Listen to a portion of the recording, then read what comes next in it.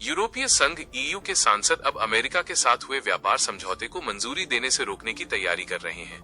यह फैसला अमेरिकी राष्ट्रपति डोनाल्ड ट्रंप की नई टैरिफ धमकी के बाद आया है, जिसमें उन्होंने ग्रीनलैंड के मुद्दे पर यूरोपीय देशों पर टैरिफ लगाने की बात कही है। ट्रंप की धमकी के जवाब में यूरोपीय संसद के सबसे बड़े group European People's Party EPP के प्रमुख मैनफ्रेड वेबर ने सोशल मीडिया पर कहा कि ईपीपी यूएस ट्रेड डील का समर्थन करता है, लेकिन ग्रीनलैंड पर ट्रंप की धमकियों के कारण अभी इसकी मंजूरी संभव नहीं है। अमेरिकी उत्पादों पर ईयू के टैरिफ कम करने की योजना को फिलहाल रोकना होगा। ये व्यापार समझौता पिछले साल गर्मियों में EU commission president Ursula von der Leyen और ट्रंप के बीच हुआ था। समझौते के तहत अमेरिका ज्यादातर ईयू सामान पर 15% टैरिफ लगाएगा, जिसके बदले में ईयू अमेरिकी इंडस्ट्रियल सामान और कुछ एग्रीकल्चरल प्रोडक्ट्स पर ड्यूटी खत्म करेगा। इसका मकसद दोनों तरफ से पूर्ण व्यापार युद्ध से बचना था। समझौता आंशिक रूप से लागू हो चुका है, लेकिन यूरोपीय संसद की मंजूरी अभी बाकी है। अगर ईपीपी और लेफ्ट लीनिंग ग्रुप मिलकर वोट दें, तो इसे ब्लॉक करना आसान हो जाएगा।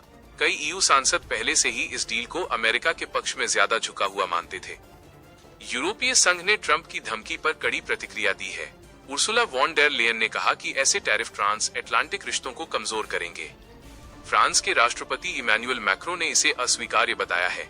यूरोपीय संसद की ट्रेड कमेटी के चेयर बर्न लांगे ने कहा कि देशों की संप्रभुता का सम्मान होना चाहिए। उन्होंने समझौते को रोकने और ईयू के एंटी कोर्शन इंस्ट्रूमेंट एसीआई के इस्तेमाल की बात कही है। यह टूल दबाव वाली ट्रेड कार्रवाइयों के खिलाफ टैरिफ लगाने, टेक कंपनियों पर टैक्स और निवेश रोकने की शक्ति देता है। डेनिश एमईपी ने 30 सांसदों के हस्ताक्षर से एक लेटर भेजा है कि ग्रीनलैंड पर दावे और धमकियां जारी रहने तक डील को फ्रीज कर दिया जाए।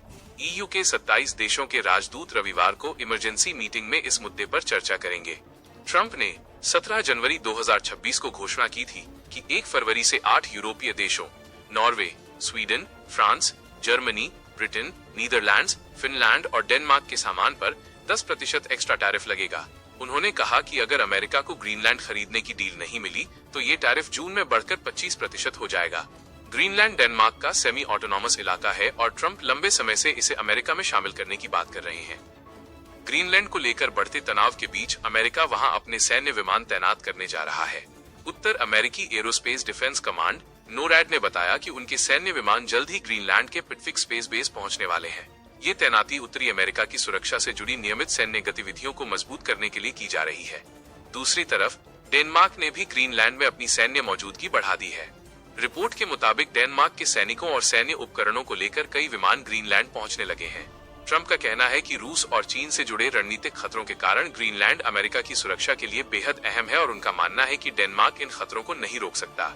चीन के विदेश मंत्रालय ने इस पर अपनी पहली प्रतिक्रिया देते हुए अमेरिका से कहा है कि वो ग्रीनलैंड के मामले में उसका नाम लेना बंद करे। प्रवक्ता ने आग्रह किया कि अमेरिका चीन खतरे का बहाना बनाकर अपने स्वार्थी हितों को आगे बढ़ाना बंद करे। वहीं रूस ने भी यूरोपीय संघ का मजाक उड़ाते हुए कहा कि उसे अपने डैडी अमेरिका को नाराज नहीं करना चाहिए। रूसी प्रतिनिधि किरिल दिमित्रीव ने कटाक्ष किया कि ये टैरिफ ग्रीनलैंड भेजे गए हर सैनिक पर करीब 1% टैक्स के बराबर होगा। अब देखना होगा कि ग्रीनलैंड का यह विवाद किस ओर मुड़ता है। क्या ट्रंप वाकई बल प्रयोग करेंगे या यूरोपीय देशों के साथ किसी तरह का समझौता होगा? फिलहाल नाटो फोर्सेज और अमेरिकी सेना के बीच टकराव की आशंका ने पूरे क्षेत्र में तनाव पैदा कर दिया है। आप इस खबर को लेकर अपनी क्या राय रखते हैं, हमें कमेंट बॉक्स में जरूर बताइए। ऐसी ही ताज़ा और अनसुनी खबरों के लिए अननोन न्यूज अपडेट चैनल को सब्सक्राइब करना न भूलें।